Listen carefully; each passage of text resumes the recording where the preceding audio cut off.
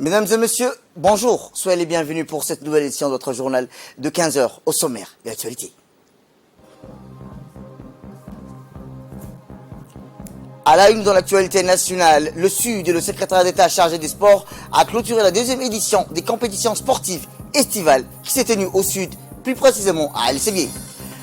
Et dans l'actualité internationale, astronomie, des images inédites de Jupiter relèvent par le télescope James Webb. C'était les titres. Merci à si vous nous rejoignez. Dans l'actualité nationale, l'autorité intergouvernementale pour le développement, autrement dit l'IGAD, et le gouvernement de Djibouti et le ministère de l'Éducation ont convoqué une réunion de consultation de 2 jours sur le plan de réponse chiffré de Djibouti en matière d'éducation nationale pour la mise en œuvre de la déclaration de Djibouti sur l'éducation des réfugiés, des rapatriés et des communautés d'accueil. Le coordinateur principal du programme de l'IGAD pour l'éducation, la science, la technologie et l'innovation a relevé que l'IGAD a reçu la demande du gouvernement de Djibouti, du ministère de l'Éducation, de co-organiser une conférence ministérielle pour traiter les questions des taux d'abandon scolaire dans la région. En outre, le coordinateur principal du programme soulignait que l'IGAD et le partenaire ont soutenu l'élaboration et la mise en œuvre de la déclaration de Djibouti. L'IGAD a travaillé en étroite collaboration avec les partenaires et les parties prenantes concernées, notamment le gouvernement allemand par le biais du Gates, le HCR, l'UNESCO, l'UNICEF et l'Union européenne, afin de mettre en œuvre les différentes actions décrites dans la déclaration de Djibouti.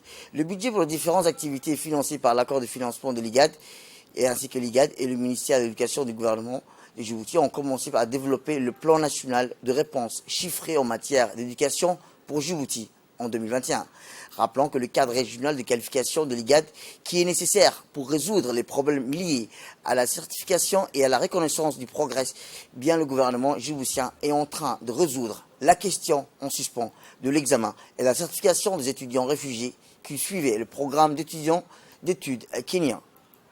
L'IGAD a aidé les États membres à élaborer et à mettre en œuvre des plans chiffrés sur les plans nationaux en réponse de l'éducation et en vue de la mise en œuvre de la déclaration de Djibouti. Direction le Sud, où je vous dis dans le titre, sous l'égide du secrétariat d'État chargé des sports, la deuxième édition des compétitions sportives diverses des Jeux traditionnels a été clôturée lundi dernier à Elsevier, chef-lieu de la région éponyme. La finale du tournoi du football s'est terminée au tir au but par le score de 5-4 au profit de l'équipe du Grand Quartier de Château d'Eau qui a battu ainsi celle de l'autre équipe populaire de Farad. Au début de la soirée, les activités sportives et collectives, les individus qui ont brillé aux rencontres des jeux traditionnels, autant qu'à la star des tournois sportifs, des compétitions sur des jeux traditionnels ont eu lieu partout sur le territoire national, à l'instigation du secrétaire d'État chargé des sports qui compte revitaliser le passe-temps favori de nos ancêtres. Le secrétaire d'État chargé des sports, Hassan Mohamed Kamin, accompagné par ses principaux collaborateurs, en présence du président du conseil régional, ont assisté à la finale du tournoi de football clôturant les multiples compétitions sportives des jeux traditionnels de la saison estivale. La clôture des jeux sportifs traditionnels ont fini dans une ambiance de ferveur populaire dans la région d'Elsevier par ces activités. Le secrétaire d'État chargé des sports entend préserver et promouvoir cette richesse. Rappelons que le secrétaire d'État chargé des sports soutient les associations organisatrices des manifestations intégrant la pratique des jeux sportifs traditionnels. Autre actualité, le secrétaire d'État chargé des sports a réuni hier après-midi tous les meilleurs joueurs qui sont démarqués lors des Jeux d'été dans les différentes disciplines des Jeux traditionnels. Organisés dans le cadre des Jeux d'été 2022, les activités des Jeux des sociétés traditionnelles entrent dans la phase finale à Djibouti, ville comme dans les régions de l'intérieur. Ainsi donc, les compétitions se sont déroulées hier après-midi dans les 3 communes de la capitale dans une ambiance chaleureuse et amicale. Rappelons que plusieurs responsables du secrétaire d'État chargé des sports ont participé à l'événement aux côtés des leaders des quartiers, pour rappel, les meilleurs de ces compétitions.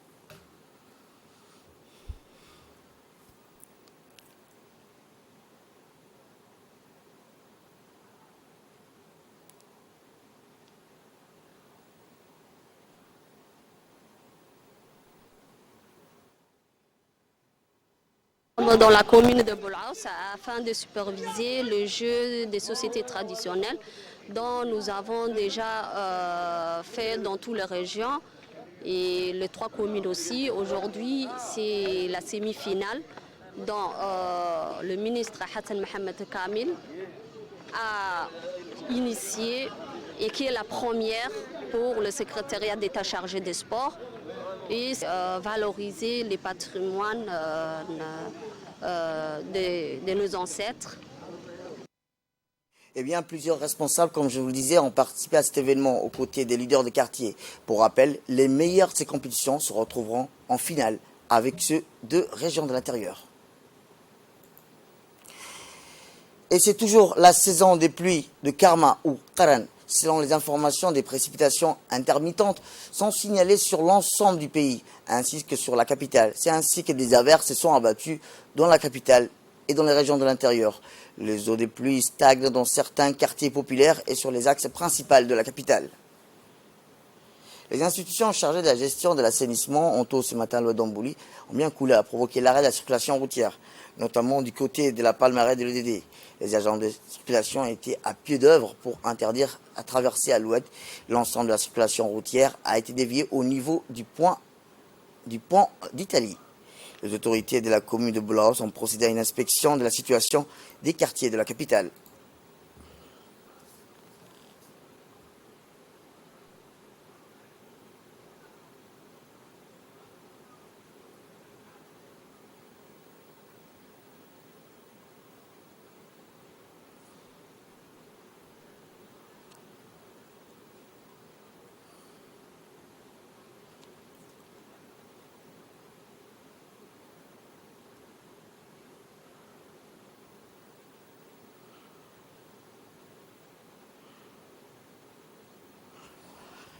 Autre actualité dans ce 15 heures, c'est aussi la salle de cérémonie de l'état-major de la gendarmerie nationale.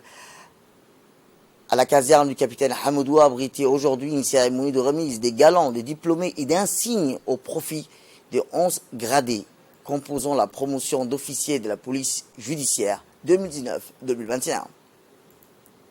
Présidé par le procureur général, M. Jama' Suleiman Ali, l'événement a vu la participation de Mme Leila Mohamed Ali, substitut du procureur général, du colonel Zakaria Hassan Aden, chef d'état-major de la gendarmerie nationale, de plusieurs officiers de la gendarmerie nationale. La cérémonie a débuté par la lecture du verset du Saint-Coran, suivi de la promotion des résultats et de la remise des galons, des diplômés et des insignes à l'OPJ aux récipiendaires. À l'issue, le colonel, le chef d'état-major de la gendarmerie nationale, a tenu une allocution dans laquelle il a exhorté les nouveaux OPJ à faire preuve de professionnalisme, de dévouement et d'intégrité, tout en leur exposant les contours et prérogatives liés à leur nouvelle qualification. Les stagiaires de la promotion ont reçu leur diplôme et leur insigne des mains des officiers présents sur les lieux. Après les allocutions, les officiers ont posé avec les récipiendaires pour la traditionnelle photo de famille. La cérémonie s'est clôturée par un rafraîchissement.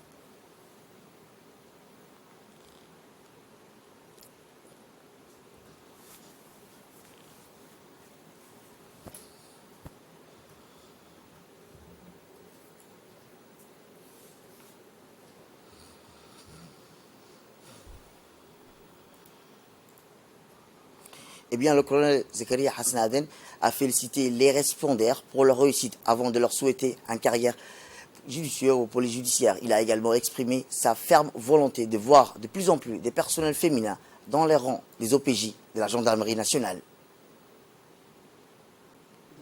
A débuté sa formation en septembre 2019 avec un effectif de 11 stagiaires à l'issue d'une rigoureuse présélection. Notre institution a toujours mis un point d'honneur à la qualité de la formation de nos officiers de police judiciaire. C'est pourquoi nous tenons qu'à sélectionner que les meilleurs, quitte à n'avoir qu'une promotion à l'effectif réduit. Vitrine de notre belle arme, le groupement judiciaire se doit de s'appuyer sur des enquêteurs professionnels, disciplinés, bien formés et irréprochables sous tout rapport. Chers récipiendaires, je voudrais vous rappeler que l'obtention du diplôme d'OPJ vous confère des pouvoirs immenses en vous autorisant à interpeller, garder à vue nos concitoyens justiciables, à effectuer des perquisitions en leur domicile, à effectuer des saisies avant leur présentation au parquet.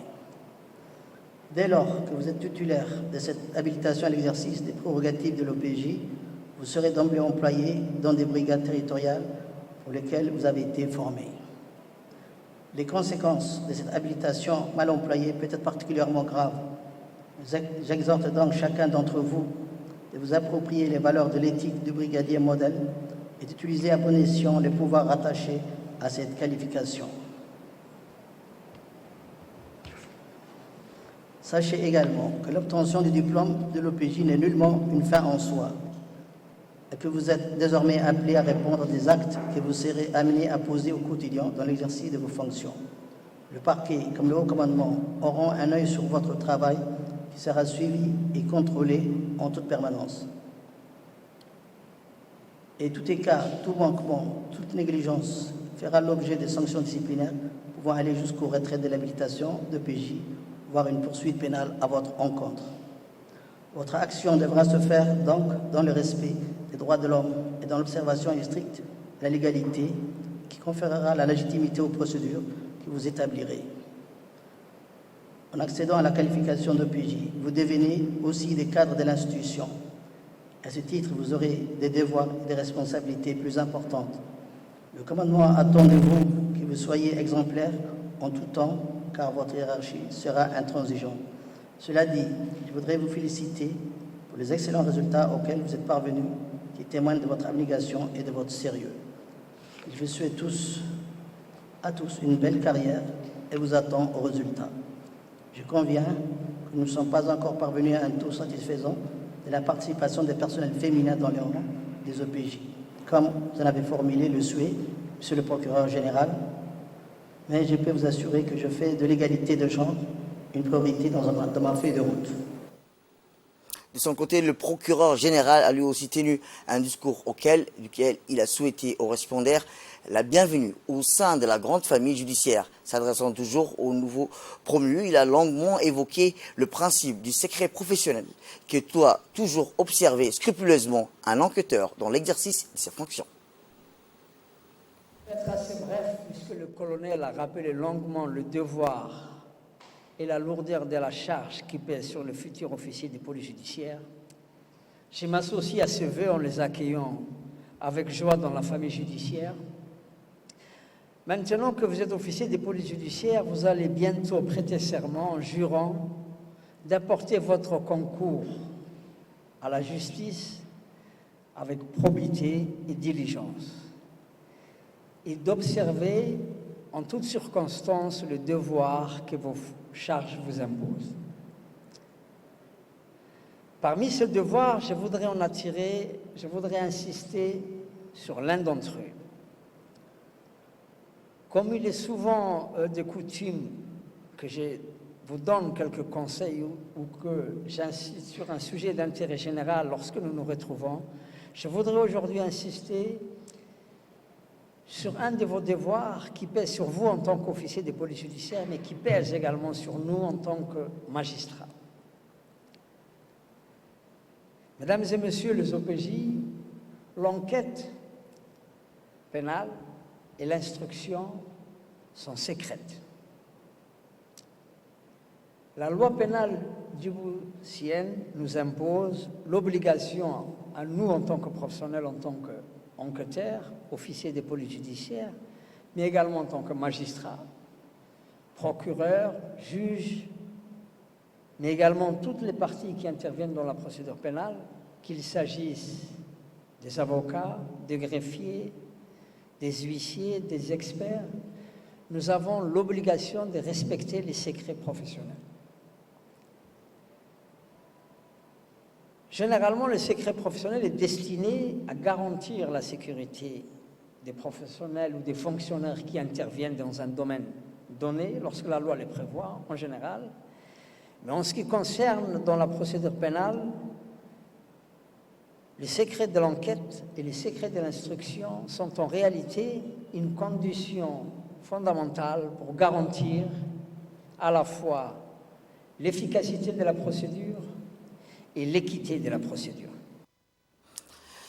Et dans le magazine de cet après-midi, depuis ces dernières années, la République de Djibouti s'est agrandie. La ville s'est urbanisée. L'apparition de nouveaux immeubles a permis une bonne gestion des espaces à la fois équilibrés et plus modernes, tout en redéfinissant l'espace et l'aménagement du territoire. Voici le mag de cet après-midi.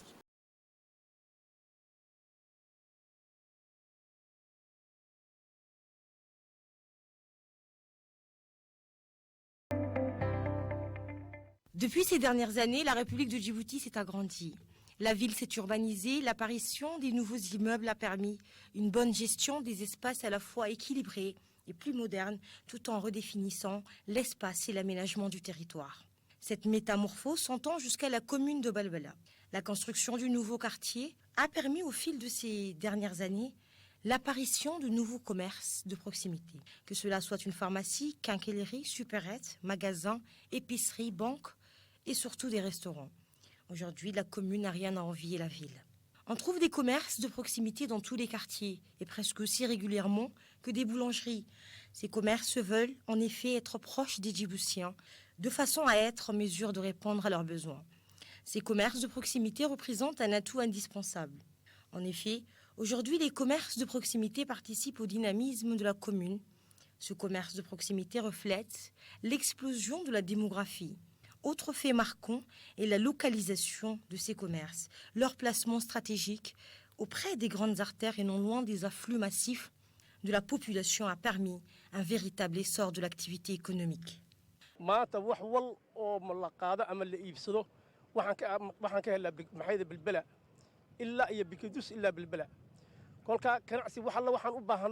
أول جبوت دون جري إمك جبوت وما دوننا هداي نقطة درك هداي نقطة ولا شيء وحول الله سماية هداي نقطة ألاف تأكل كل اللي جو بيستي بابور تاي نقطة وبيع مشتري آد سكوف في اللاري بيا وين بالبلد مقتهي أنا واحد أصبح هرمرك ودن وقاري. Depuis l'apparition de ces commerces, les habitudes du consommateur lambda djiboutien ont évolué et même changé. Mais la donne changera complètement pendant la période du confinement, lors de la pandémie du Covid-19.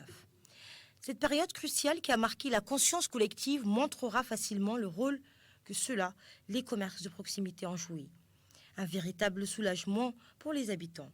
La descente vers la ville n'était plus nécessaire, un véritable soulagement pour tous. Dorénavant, il n'y avait plus ce besoin de parcourir un marathon vers la ville pour toute nécessité. Tout cela a renforcé le tissu économique de la commune. Cela a encouragé l'apparition d'autres commerces. La ville de Djibouti se décentralise petit à petit. Cette prise de conscience est liée à la démographie qui devient la demande et les opportunités de commerce l'offrent. Un exemple qui parle de lui-même à tous et qui n'est point un secret. Dans l'actualité internationale, le gouvernement et la République démocratique du Congo ont confirmé un nouveau cas de maladie du virus Ebola dans l'est du pays, sur lequel les autorités sanitaires enquêtent depuis la semaine dernière. Le Bureau régional pour l'Afrique et l'Organisation mondiale de la santé avaient annoncé samedi qu'une enquête était en cours sur ce cas suspect, enregistré moins de 2 mois après la fin officielle du 14e épidémie d'Ebola survenue en RDC depuis 1976, qui avait fait dans l'Ouest 5 morts en 3 mois. Et enfin, je vous dis dans le titre, la NASA a dévoilé des images spectaculaires de Jupiter prises par le télescope James Webb. Sur ce cliché capté en juillet dernier, la planète apparaît avec des aurores boréales méridionales, des phénomènes lumineux générés par les tempêtes solaires, ceux de pôles ainsi qu'une brume polaire tourbillonnante. Les images infrarouges ont été artificiellement colorées en bleu, en blanc et en vert, en jaune et en orange par la NASA dans le but de faire ressortir les moindres détails de la planète quelques semaines après s'être distinguée en publiant l'image infrarouge la plus profonde, la plus claire jamais prise de l'univers jusqu'ici. La NASA, grâce à son télescope, n'en finit plus de repousser les limites astronomiques. C'est la fin de cette édition. Merci à vous de nous avoir suivis. Restez avec nous pour la suite de nos programmes télévisés.